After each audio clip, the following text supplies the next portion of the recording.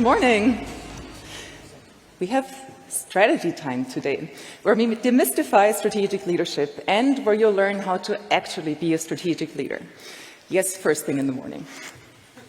So how do you become more strategic as a leader? Well, first of all, you have a strategy. Second, you implement your strategy. Third, profit. And that's it. Thank you very much for having me today.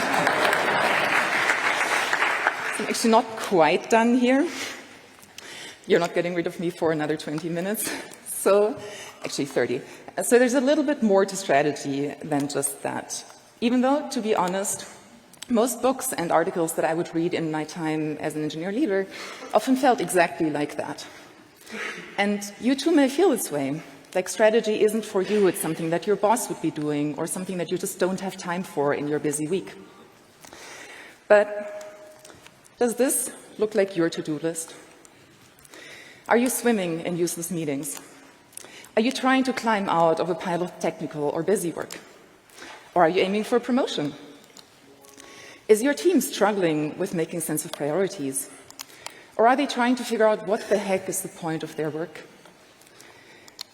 Are your teammates confused about direction? Or are they trying to understand why yet another round of changes are coming seemingly out of the blue? Well, if you said yes to any of these questions, chances are that you, my friend, also need strategy. Many leaders that I work with have answered yes to at least one of these questions, from senior engineers, staff engineers, principal engineers, to engineering managers, VPs, and CEOs. No matter where you're at, I'll show you how strategic leadership can become part of your daily life today. But strategic leadership is a nebulous concept for many of us leaders. And it's something that gets thrown around quite a lot, without much explanation though. And this cat riding a unicorn with a rainbow is not the only explanation I'll give to you today, so bear with me there. And fair warning though, I'll probably say strategic quite a lot today. If you manage to count how many times I say it, find me after this and I'll have a special prize for you. Very special. So let's start with the basics. What is strategic leadership anyway? So leadership is about handling ambiguity and change, taking big problems, uncertainty, and figuring out how to find a path forward through them, and also helping others do the same. Now strategy, though, actually has four crucial components to it. It's about setting goals and priorities, which can also include risks, challenges, and obstacles. Then there's determining actions to achieve those, mobilizing limited resources, like, for example, your capabilities in your team, the number of people you're working with, the time, the budget you have, to execute on the actions. This is also where your tactics happen. Strategy, and that's important to keep in mind, strategy is also an implicit statement about what we're not doing. So good strategy doesn't have to be complex or big, and it can actually be quite boring. And I want to illustrate based on this landscape scenery. So this is a mountainous area in Sardinia where I spent a couple weeks in September this year. And I love hiking, and I like thinking about strategic leadership similarly to a good hike. So I didn't know this area very well, so first of all I checked some maps and planned a route. Then I created this route on my map and selected my gear, some hiking boots, unfortunately I only had sneakers, which wasn't a good choice, a backpack and some sunscreen. And then I went on my way. I took some turns, you can see some thorny bushes there.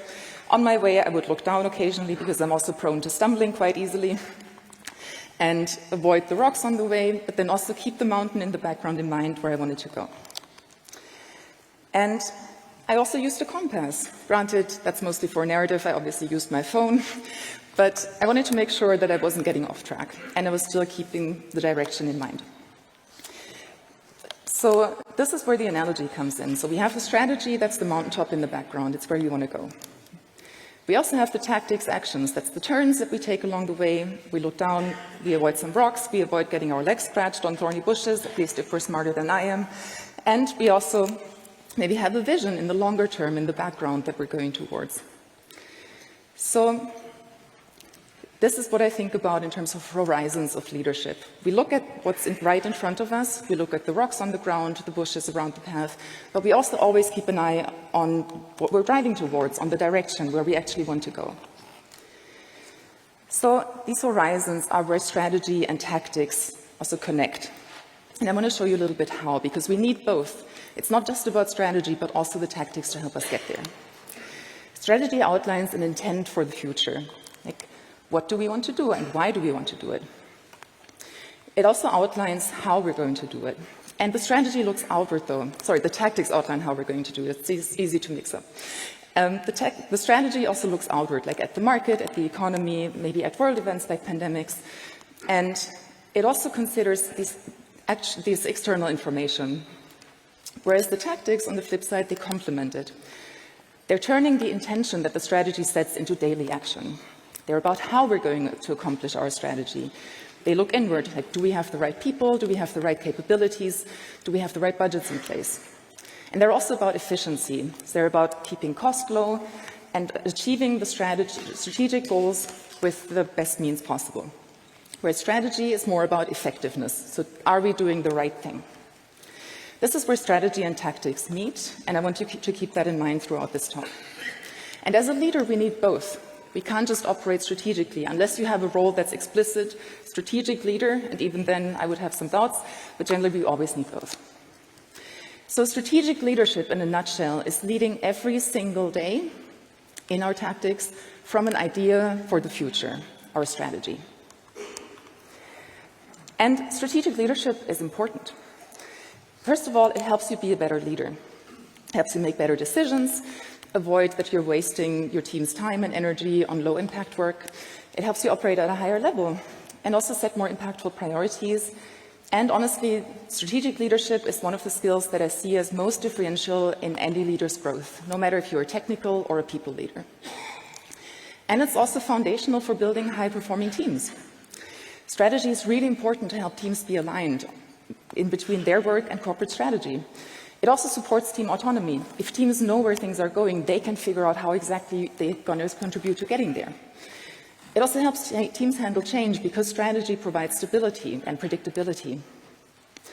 Research shows that only 14% of employees feel like they have a clear understanding of their company's strategy and direction.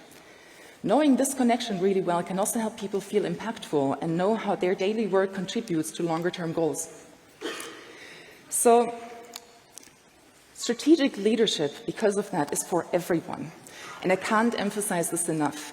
You don't have to have a manager title or a leader title. Like, everyone from a junior engineer to a very senior person can be a strategic leader. And so no matter what your role is, these things are for you. So figure out what scope strategy has for you. Maybe you run an entire organization. Maybe you're part of a team. Find the strategy that goes for your area and use it. And I'll show you how in a second. Now, you may think, well, Lena, that sounds great so far. So why are we not all strategic leaders all the time? Well, here's why. Strategic leadership takes work. So one of the first questions that I ask people when we start coaching or consulting together is, how are you spending your time now versus how should you be spending your time? And the answer I get in 98% of cases is, I'm spending my time on tactical work, and I should be doing more strategic work. And I know it, but I have no idea how. Strategic work also requires a lot of context switching. It means that we're thinking of much longer horizons, like longer time frames, bigger picture, whereas tactical work is much more granular, and that context switch can be really hard. Strategic leadership, as I've mentioned earlier, also needs to be balanced with tactical work. You can't just do one. And strategy can bring even more change. Like, teams may have worked on something for a really long time, but then you realize you have a new strategy. The team needs to switch to something more impactful, which means letting go of something that you've already invested in quite a lot. That can be hard. And strategic work is a bet on the future, and we're making that bet consciously, but it still involves a lot of risk. We don't know exactly yet. We don't have all the data about how the future is going to turn out, if you do find me later. But we don't have the data on how the future pans out, so that means we have to handle the uncertainty of that. And strategic work goes against our cognitive wiring. Our brains are wired to focus on what we know, on the near term, on what's predictable. And strategic work requires exactly the opposite of that. So that's a mental stretch that we all have to take. And then there's the toughest one of them all. Strategic leadership also means saying no to the work that we all love the tempting near-term work, also known as those dopamine-hitting small tasks. Have you ever gotten lost in your emails or in Slack only to realize that hours have passed? That's what's happening. Dopamine is a neurotransmitter, and we get dopamine hits when we accomplish small things and accomplish quick wins, or we get some things done off our to-do list. And it's fun, it's great, it's so enjoyable, it helps us feel good. But these dopamine hits can be really tempting, and they can keep us bogged down and anchored in this tactical work in looking at the rocks right by our feet. And that's why many leaders get lost in this urgent work in emails, to-do lists, and firefighting, and struggle with keeping connected with the big picture. This means you will have to trick your brain into working on strategy. Because strategic leadership means delaying gratification, working on much more ambiguous tasks than you may be used to, and not getting those dopamine hits anymore. And that can be rough. But do not wait to work on strategy. Strategic leadership isn't something you do once a year. Strategic leadership is leadership hygiene. It's something that needs to be part of your work every single day and part of your daily actions. And most leaders who say, I don't have any time for strategy, are usually the ones who need it the most. So let's talk about how to actually do that. There's so much build-up, so how do you actually manage strategically? The first part is actually one of the easier parts, which is use an existing strategy or create one. We start with a strategy that's documented, and if you don't know your company's strategy or your team's strategy yet, look for it. The document you're looking for should cover a longer-term time horizon. Now, what longer-term means can depend quite heavily on how big your organization is, what stage you're in, what plans you have, but usually I would say longer-term is between 6 to 12 months into the future. And relevant artifacts to look are, for example, product North Stars, a roadmap, a document with the title strategy, corporate goals, investor pitch decks. And if you've never written a strategy but want to create one, I have a link here under bit.ly/strategy time. You can see the link on all slides. I have a very good template for creating your first strategy in there. But again, we're not done here yet. Because strategic leadership isn't about the documents you write. Strategic leadership is about the way you think and spend your time, because that's the kind of leader that you are. I'm just going to repeat that because it's so important. Strategic leadership isn't about documents, it's about how you spend your time. The way that you spend your time will shape how you lead. And a while back, I too was trying to figure all of this out. I knew that I needed to work more strategically, and I knew that writing documents wasn't enough, but I honestly had no idea where to go from there. And I realized that I needed to start with how I spend my time, because my calendar was running and also honestly ruining my life. And it might also run or ruin yours too. So today I'm going to share with you a framework that I created for myself to make this manageable. And it's a structure that you're going to build in your calendar now. So actually, who of you, raise your hand, who of you wants to become better at leading strategically? I still want that as well, so perfect. It's like 80% of you, fantastic, love to see it. Get your phones out now, or get your calendar out now, because you're going to need it in a second. Because I told you, we're getting started today. So I want to show you how to make strategic leadership a habit. And there are a couple of crucial elements to strategic leadership. First of all, you need to be able to zoom out. This is a map of Northern America, satellite view. Zooming out means you need space to think about the big picture, and also you need time and room for that. But also you need to be zooming in. We looked at not just the mountain, but also the rocks in front of you. So zooming in means taking actions, setting boundaries, because strategy also involves saying no, and broadcasting what you're doing, communicating upwards to your boss, outwards. And this habit of strategic leadership is going to take time to build, so prepare for that mentally. A new habit usually takes humans more than 2 months to build. 66 days is the average, and as much as 254 days. I did the math for you, that's 8 months. And 254 days until it's fully formed. So habits require actions. Space, thinking, acting, boundaries, and broadcasting. But then also repetition, so let's build that in. We're going to do daily actions, weekly, as well as quarterly. And this is where I introduce you to the bagel of strategy. Or, of course, they say that localization matters, So here's the Pfannkuchen of strategy. If you're not from Berlin, this is a Berlin donut. We also call it Berliner. There's a whole other thing about naming donuts in German. Find me in the speaker hours to talk about that. They didn't allow me to do a full-on talk about that, unfortunately, so here I am talking about strategy and sneaking donuts in. So I did, however, make this a little bit more readable and simplify it for you. So you may have already guessed we have an acronym here. So the acronym is STAB. You can remember it by stabbing the bagel of strategy every day. So we make space, we think, we act, we set boundaries, and we broadcast what we're doing. This is the framework to make strategic leadership a habit. And I will share with you 3 or 4 ideas for each of these steps that are built in here for daily, weekly, and quarterly work. And that's a pretty straightforward way to become more strategic and build that habit every day. I would recommend to just pick one from each frequency and just get going. That's the most important part of it. And you'll need that calendar still in a second, so don't put that phone away. So let's get started. Daily work. So take a stab at strategy every day. I swear I'm almost done. So start your workday with 15 minutes of strategy time. Put that in your calendar now. Short time block, 15 minutes at the beginning of your day. It's 15 minutes because everyone has 15 minutes. I know 30 is already hard, make it 15. No matter if you're a CEO or an engineer, you can find 15 minutes. Start your day with this, because do it before you get sucked into this dopamine-inducing work. Make some space to think first, and then reflect on 4 strategy questions. Here's a sample, you can make other ones. These are just to get you going. What's the most important thing for us? What are we not doing to accomplish it? You'll hear also me saying not quite a lot. How can I help my team connect between their work and strategy? And how am I investing in capabilities that we need to meet our strategic goals?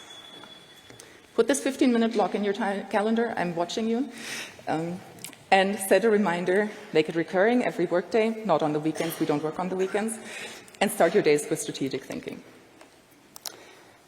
Next up, every day, ask strategic questions. These are going to help you up-level your conversations and get you, as well as your teammates, from just looking at the rocks, but also looking at the mountain in the background. So some of the questions you can use in your one-on-ones, for example, in your team meetings, or in your planning with your product partners or your platform partners are, what business problems are we trying to solve? What assumptions are we making? What are our blind spots?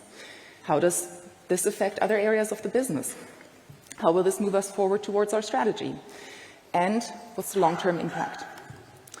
Use these in your meetings on a regular basis when you're communicating with your team.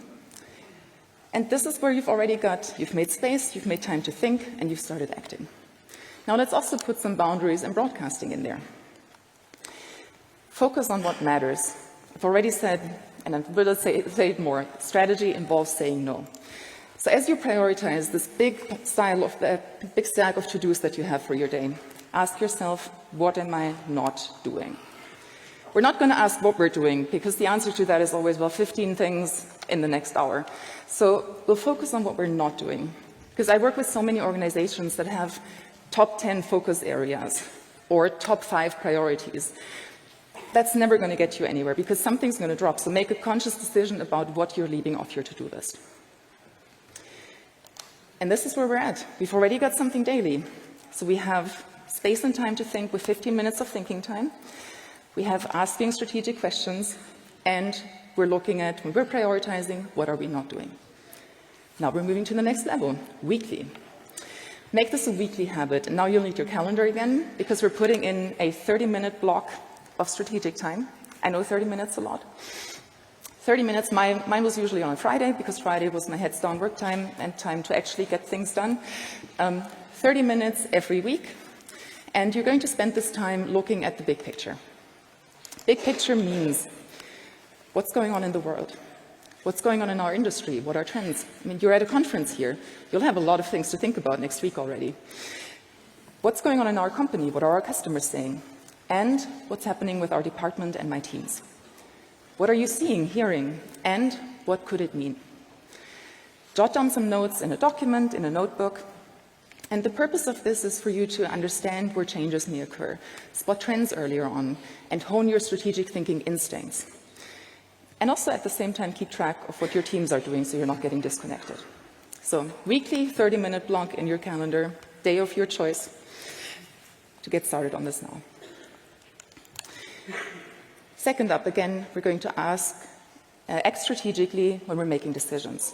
Decisions are a part of everyone's work.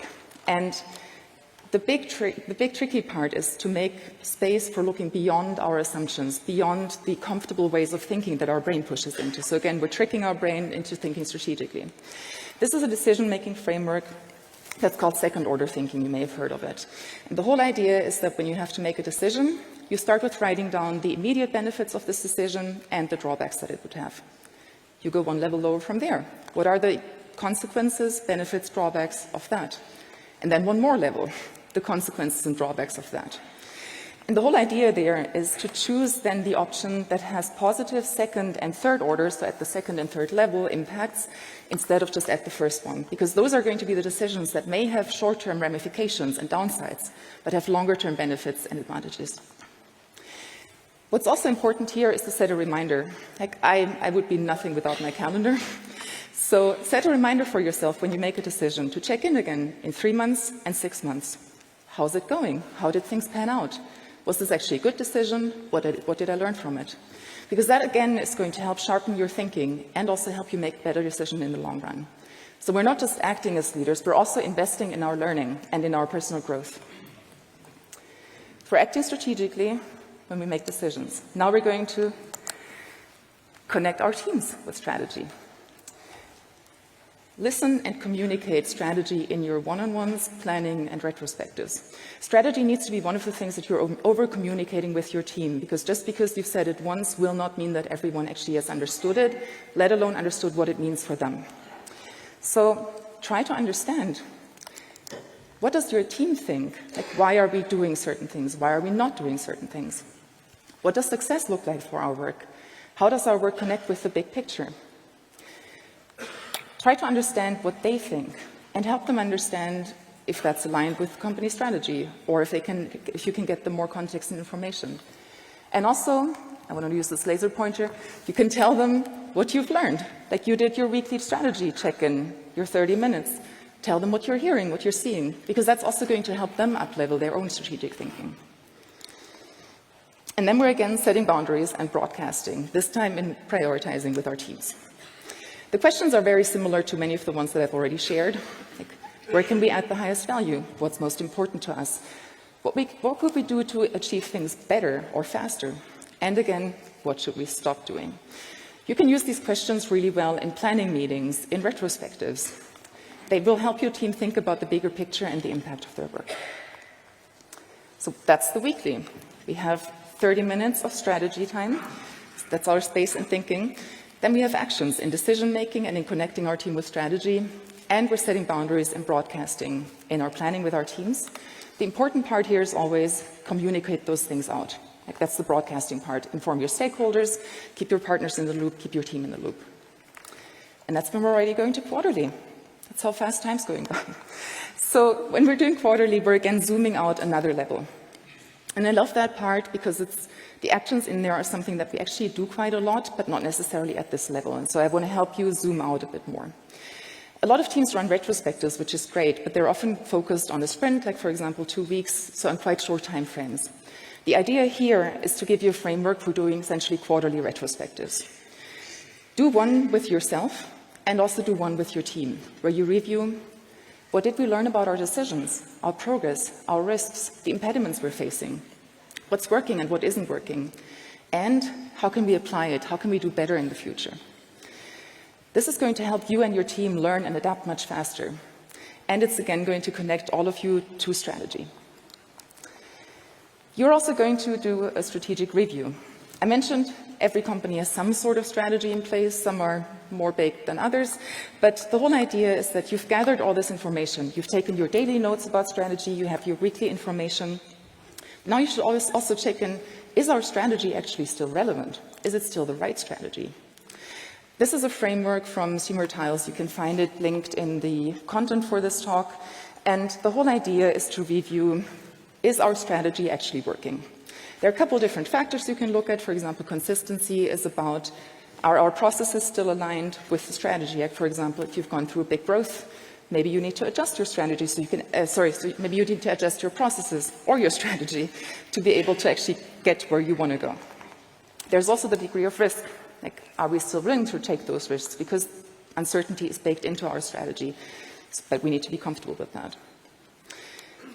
Lastly, again, we're going to align through boundaries and broadcasting. Many teams do planning on a quarterly basis. If your team is planning on different cycles, some teams have like 6-month cycles, just adjust this accordingly. And plan with your team again based on strategy. Where are we? Where do we want to be? How do we plan to get there? That's the tactics. And how will we monitor our progress? And again, what will we not do? And it's always the hardest question, but it's easy to say right now. And every quarter, again, you're reviewing how can we make sure that we're actually progressing to our strategy. And that's it. It's as simple as that, I promised. So make strategic leadership your habit. In the quarterly, we looked at, again, reviewing our strategy, reviewing the quarter together with our teams, but also by ourselves.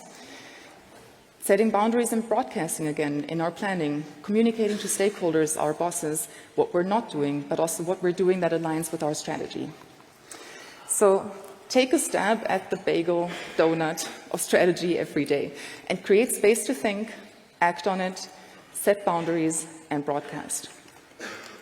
Now, I saw a lot of you taking photos, which I love. I did also make this a little bit easier for all of you and create a strategy cheat sheet. So you can find it under the link in the slide, bit.ly/strategytime.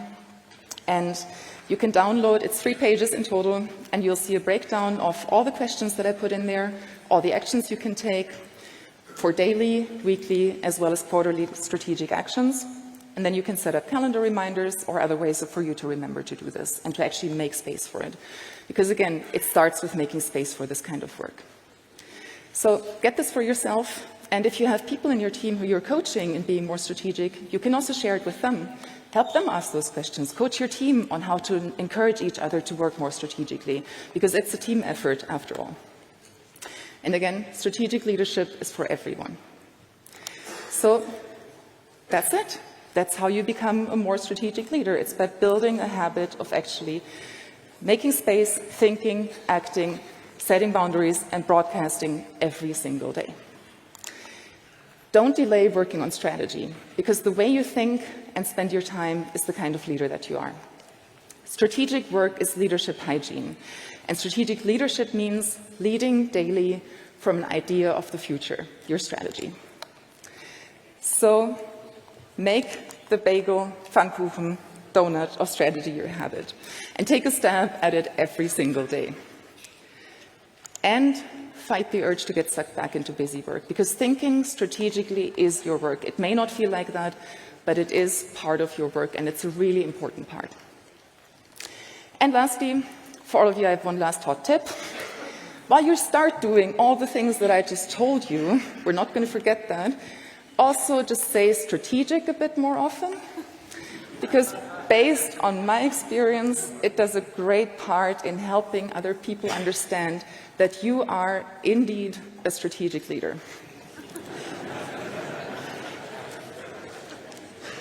And by the way, for everyone who kept count, I said strategic and strategy 106 times during this presentation. That's around 3.4 times a minute, and that's how much of a strategic leader I am. So.